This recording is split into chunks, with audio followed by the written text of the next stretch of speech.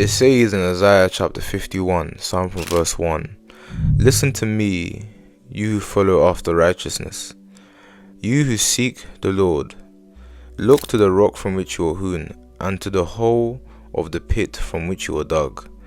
Look to Abraham your father, and to Sarah who bore you. For I called him alone, and blessed him, and increased him."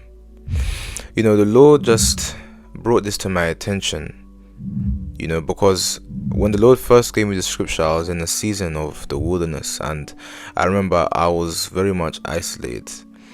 And, I was asking God that, Lord, direct me to the people that will help with my calling, etc. And don't get twisted, you need men to fulfill your mandate, and you need people to fulfill the mission that God has put in your life. However, the Lord made it very aware to me very early in my journey that the way that He called Abraham alone is the same way He calls men alone. When God calls you for something, especially if it's going to be something great, He will call you alone. He doesn't call you with a bunch of people. He doesn't call you with a congregation. He calls you alone.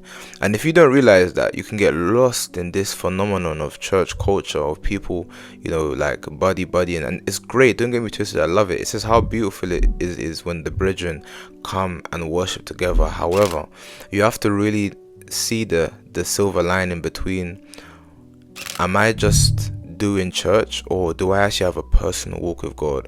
And if you can't see in between the line, you'll get lost.